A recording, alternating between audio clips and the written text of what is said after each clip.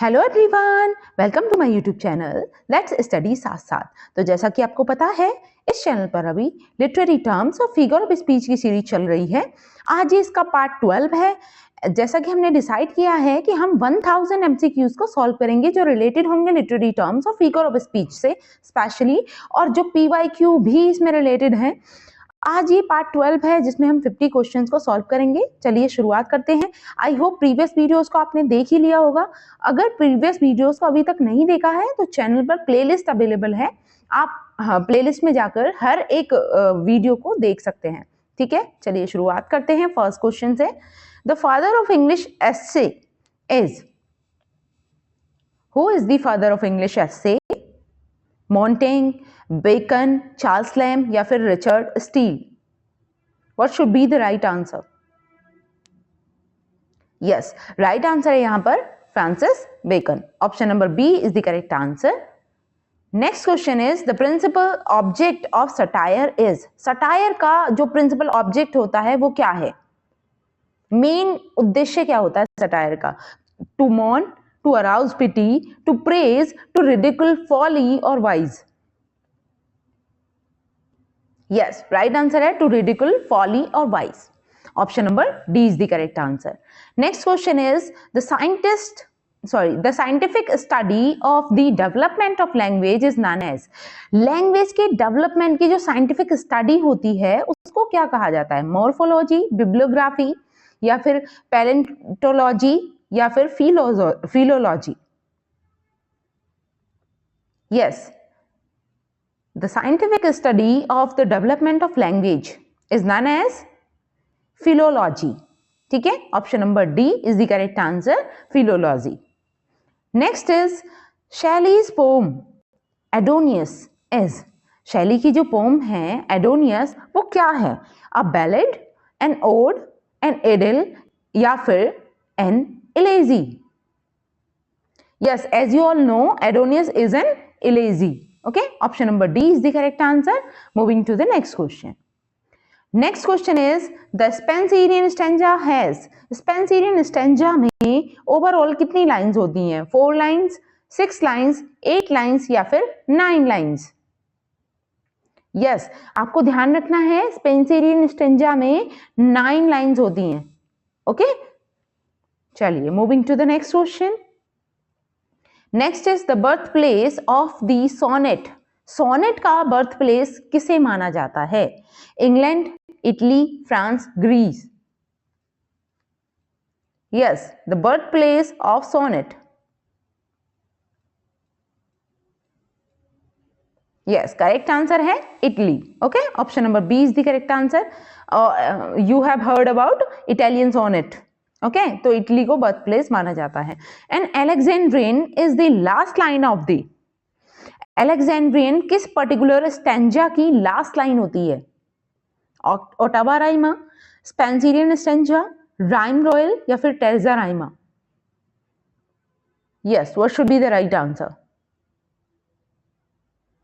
Alexandrine is the last line of Spenserian stanza. As you all know, it has 9 lines.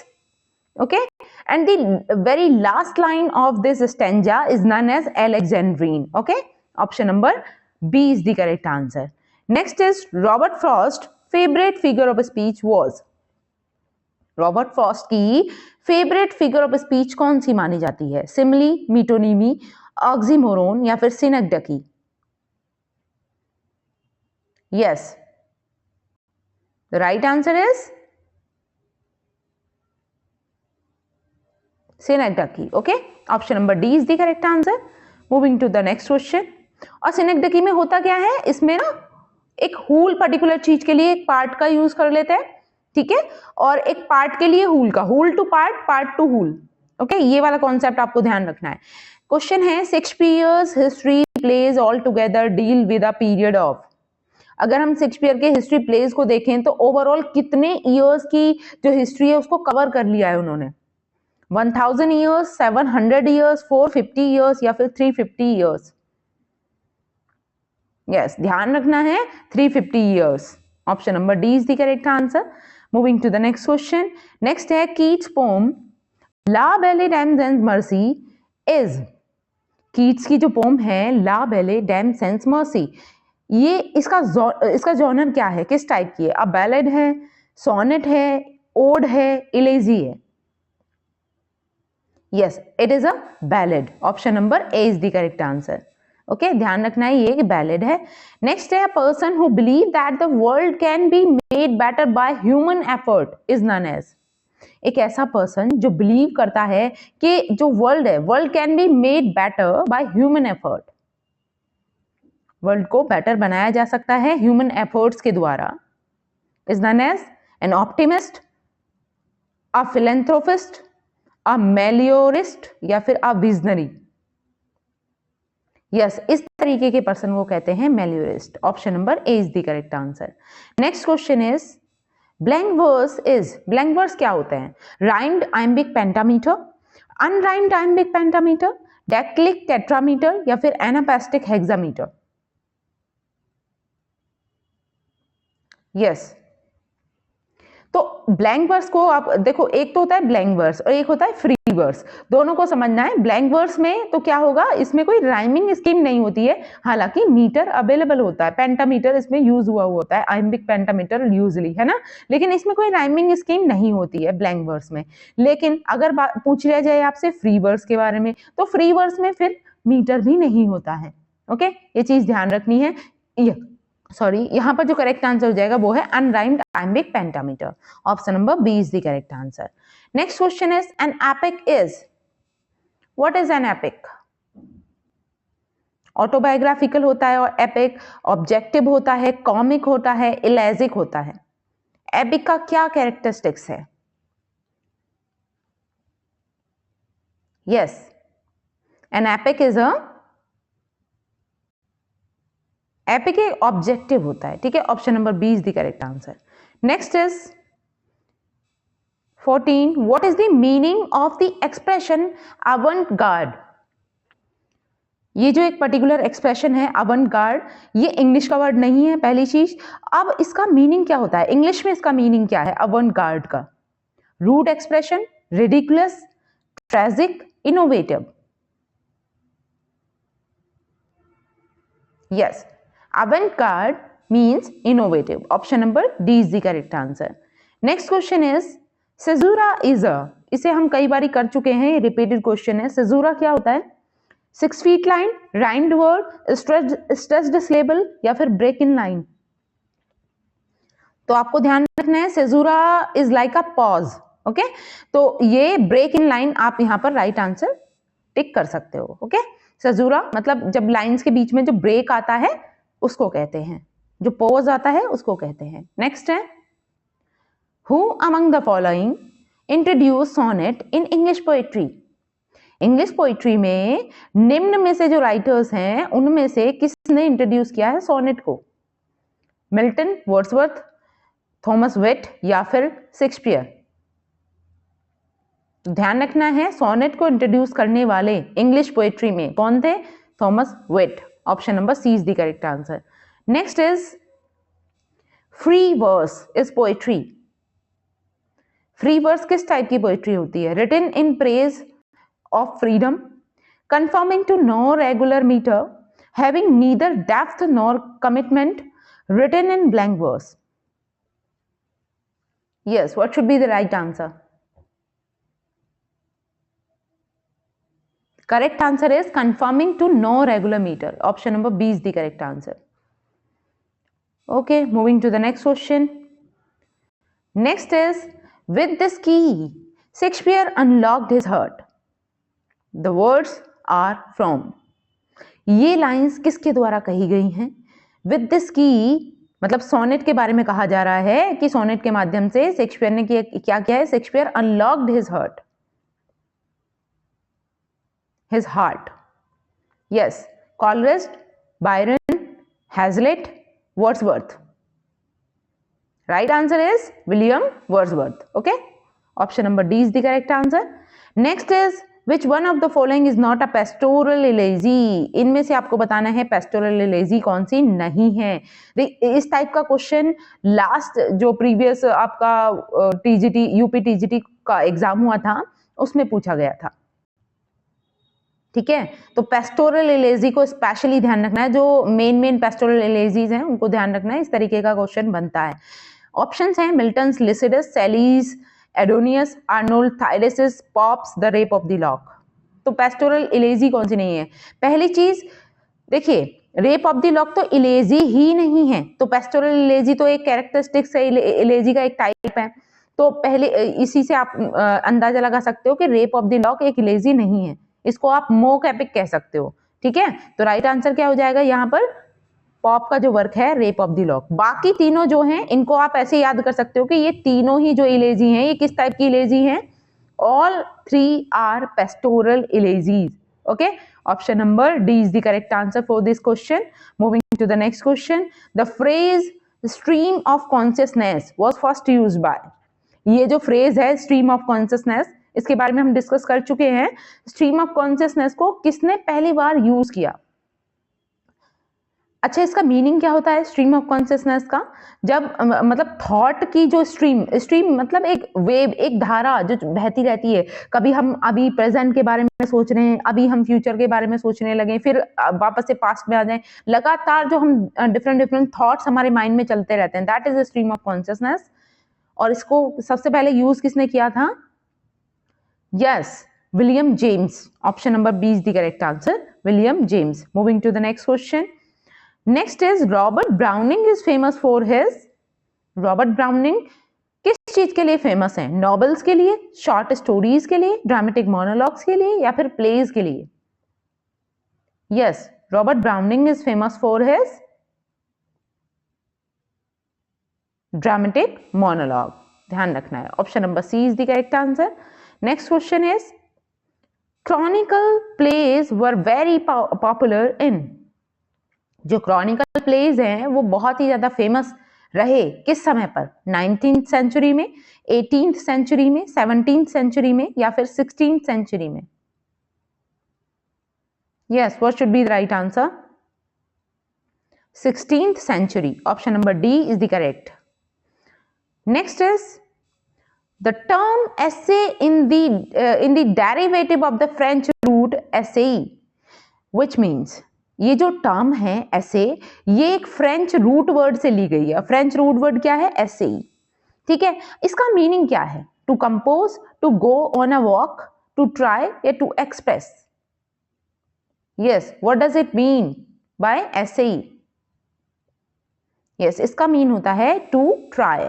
ध्यान रखना है, कौन से किस लैंग्वेज का ये रूट वर्ड है? फ्रेंच लैंग्वेज का, और इसका मीनिंग क्या है? To try. Okay, option number C is the correct answer.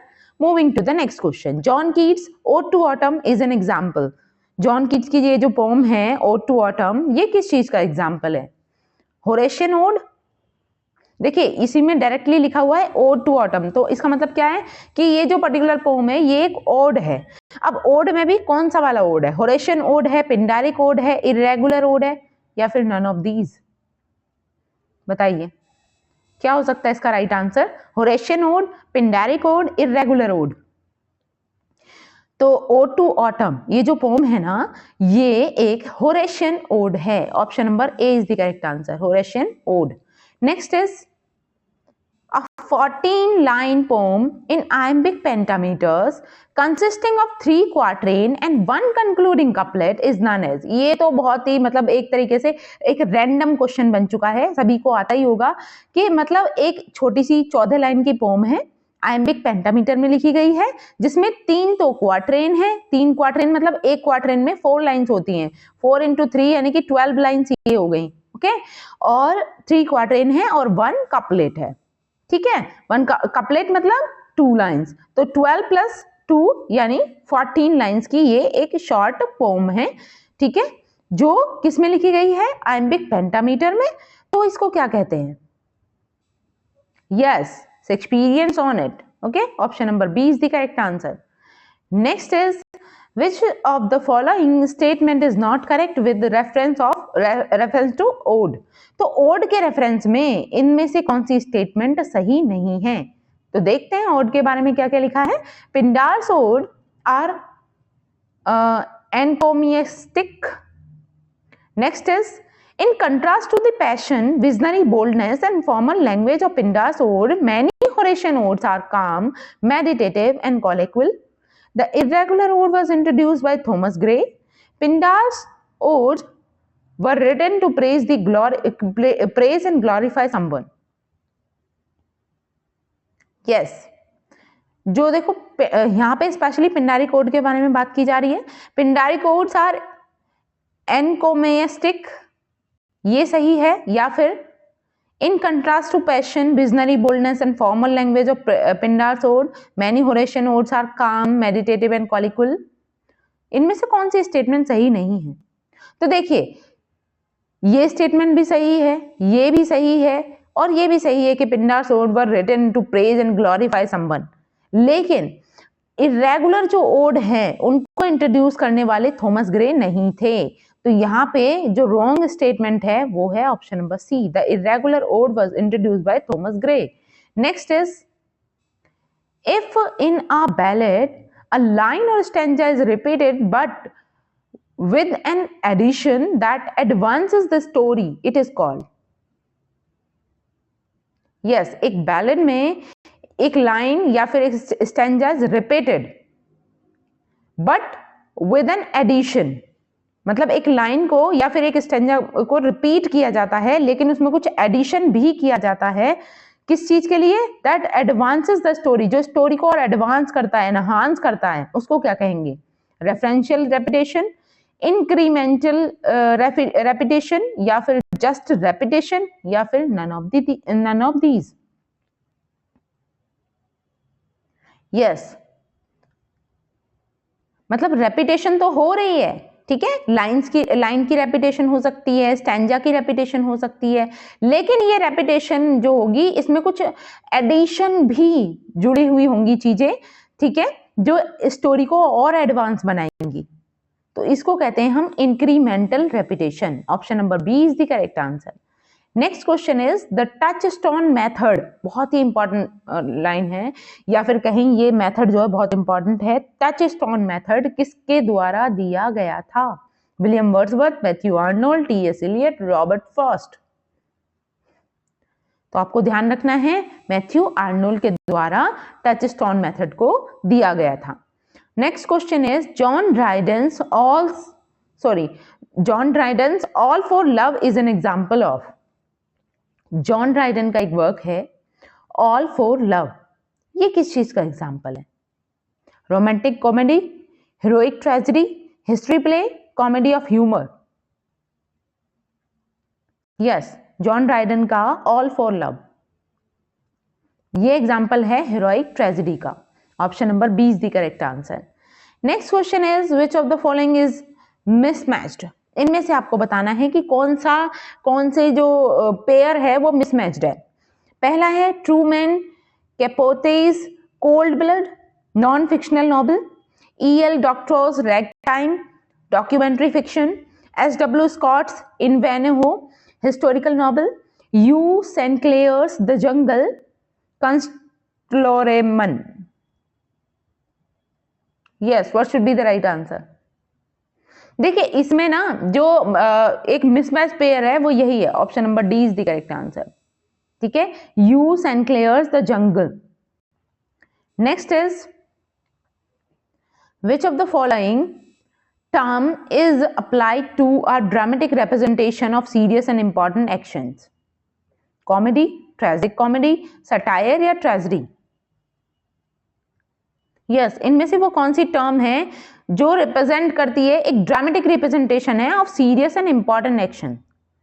Serious और इंपॉर्टेंट एक्शन, तो इसी से आप समझ गए होंगे सीरियसनेस यानी tragedy. Option number D is the correct answer. ठीक है, tragedy. Next is which of the following is not a revenge tragedy. इनमें से कौन सी एक रिवेंज ट्रेजेडी नहीं है? Hamlet, the Duchess of Malfi, Volpone या फिर गॉर्बोडक?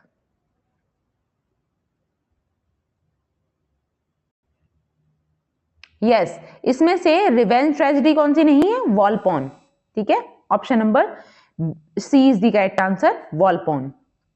Next is among the following which consist of the lines of iambic pentameter without rhyming.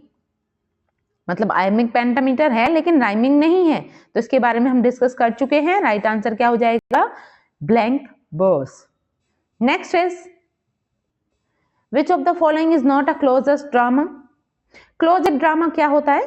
Closed drama the drama which is not written to perform on the stage, ठीक है, it was written to read in private, ठीक है, मतलब perform करने के लिए नहीं बने होते हैं क्लोजेट ड्रामा, ये आपको ध्यान रखना है। और इनमें से कौन सा ड्रामा क्लोजेट ड्रामा नहीं है?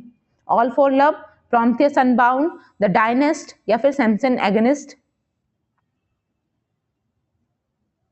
Yes, what should be the right answer? Closet drama नहीं है, तो ध्यान रखना है all for love is not a closet drama. Option number A is the correct answer, all for love. Next is which of the following is not a closet drama? I think ये question जो है वो repeat हो गया है। चलिए आगे चलते हैं। Kamala Das poetry can be best described as? Kamala Das की जो पोइट्री है उसको डिस्क्राइब किया जा सकता है किस आधार पर? सोशल पोइट्री है इनकी, पॉलिटिकल पोइट्री है, रिलीजियस पोइट्री है या कन्फेशनल पोइट्री? कमला दास ने किस तरीके की पोइट्री लिखी है? Social poetry, political poetry, religious poetry, confessional poetry? Yes, right answer है confessional poetry. Option number D is the correct answer. Next is the English novel acquired its modern form in the? जो English novel थे ये अपनी modern form में आए थे किस century में? बताइए। 14th century, 16th century, 17th century, 18th century? ध्यान रखना है मॉडर्न फॉर्म में आए थे 18th सेंचुरी में, ठीक है। Option number D is the correct answer. Next is the odes of Keats are? Keats के जो ओड हैं वो किस तरीके के हैं? Regular ode, irregular ode, both regular and irregular या फिर नीदर रेगुलर नॉर इरेगुलर? क्या होगा right answer? Yes, these are regular odes. Option number A is the correct answer. Next is an Eldorado is a? Eldorado का meaning क्या होता है? क्या होता है Eldorado? Place of abundance, place of scarcity, place of misery, place of suffering? Eldorado. Yes, इसका meaning होता है अ प्लेस ऑफ अबंडेंस, ठीक है, एल्डोरेडो का। Option number A is the correct answer. Next is an iambus consist of? Iambus में किस तरीके के सिलेबल होते हैं? क्या पैटर्न होता है उन सिलेबल का? ठीक है, आइम्बस मतलब वही आइम्बिक पेंटामीटर में आपने सुना ही होगा, आइम्ब से रिलेट करता हुआ है ये आइम्बस। तो इसमें क्या पैटर्न होता है सिलेबल का? An unaccented syllable followed by an accented syllable, यहां पर टाइपिंग मिस्टेक है, one accented syllable followed by an unaccented one, two unaccented syllables followed by an accented one, two unaccented syllable followed by an unaccented one. देखिए accent और unaccent क्या है? आपने stressed और unstressed syllable के बारे में सुना होगा, ठीक है, उसी के ही सिनोनियम्स हैं, इस तरीके से आप ध्यान रख सकते हो, ठीक है। तो आइम्बस में क्या होता है, क्या आता है? पहले अनस्ट्रेस्ड सिलेबल आता है या स्ट्रेस्ड सिलेबल आता है? सिंगल सिंगल आते हैं, ये तो आपको पता ही होगा, ठीक है। टू अनएक्सेंटेड नहीं आएंगे, ना ही टू एक्सेंटेड आएंगे। पहले क्या आएगा? पहले वन अनएक्सेंटेड आएगा या वन एक्सेंटेड आएगा? बताइए क्या होगा right answer?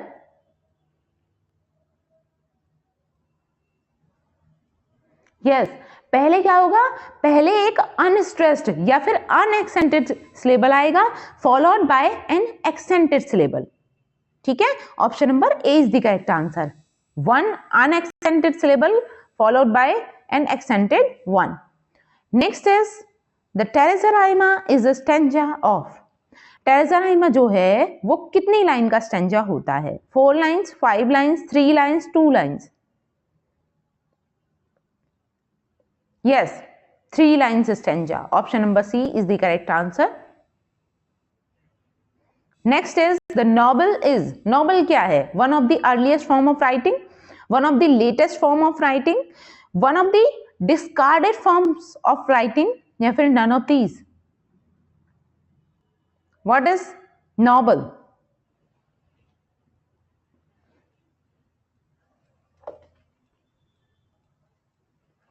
Yes, right answer है one of the latest form of writing. Option number B is the correct answer. Next is elegy begin to be so called because. Option है it was written in a elegiac manner, it was a poem of sorrow, it was written by writers of elegies, some expert critics named it so. elegy को elegy क्यों कहा गया? क्योंकि it was written in elegiac manner, क्योंकि ये एक elegiac major में लिखी गई है. It was a poem of sorrow, ये दुख की पोम है एक. It was written by writers of elegies, elegy के राइटर के द्वारा लिखी गई है. या some expert critics named it so, कुछ critics ने इसको ऐसा नाम दिया है. तो राइट आंसर है it was a poem of सोरो. सोरो को ही इलेजी कहा जाता है. ठीक है, option number B is the correct answer. Next is classical tragedy was a form of. Classical tragedy जो है वो किस चीज का फॉर्म है? ड्रामा का, novel, prose, poetry. Yes, classical tragedy was a form of a drama. Option number A is the correct answer. Drama का ही एक फॉर्म है. नेक्स्ट है on the morning of Christ nativity is a. Yes, क्या है ये? Sonnet है, odd है, मास्क है, पेस्टोरल एलेजी है. तो आपको ध्यान रखना है ये क्या है? Ode. Okay, option number B is the correct answer. On the morning of Christ nativity is an ode. Next is act is. What is act? क्या होता है मतलब एक्ट का? A major division in the action of a play. An acting category is a play, sorry in a play, chapter of a play, या फिर acting by actors. What is act? वैसे तो अगर आप लिटरल मीनिंग लोगे तो acting by actor भी हो जाएगा. ठीक है, लेकिन अगर लिटरेचर से रिलेट करके देखोगे तो एक्ट का मतलब क्या हुआ? मतलब एक्ट क्या होता है? ड्रामा का. ड्रामा में आप देखते हो यूजुअली एक्ट देखते हैं कि शेक्सपियर की जो ट्रेजेडी है ज्यादातर 5 एक्ट्स में लिखी गई हैं. तो व्हाट इज एक्ट? एक्ट क्या होता है? A major division in the action of a play. ठीक है, जो मेजर डिवीजन होता है एक प्ले के एक्शंस में. Okay, option number A is the correct answer. Next is epic is. What is epic? A story of a battle, a long narrative poem on a serious subject, या फिर a ballad relating a serious story, a dramatic monologue. What is epic? Yes, epic क्या होता है? A long narrative poem on a serious subject. Option number B is the correct answer. William Wordsworth's Tintin Abbey is. Wordsworth का कि जो ये pome है Tintern एबे, ये क्या है? A dramatic monologue, a dramatic lyric, a dramatic epic, या फिर none of the above. Yes, देखिए टिंटन एबे जो है वो एक ड्रामेटिक लिरिक भी मानी जाती है और इसे एक ड्रामेटिक मोनोलॉग भी कहा जाता है. ये चीज ध्यान रखनी है कि इसमें 2 ऑप्शन आप सही कर सकते हो. लिरिक भी है ये और ड्रामेटिक मोनोलॉग भी है. तो जब 2 ऑप्शन सही है तो आप इस पे भी टिक कर सकते हो, नन ऑफ द अबव में. ठीक है, next is informal essay is also known as. Informal essay को और किस नाम से जाना जाता है? Funny essay, scholarly essay, familiar essay, या फिर इम्पर्सनल एसे.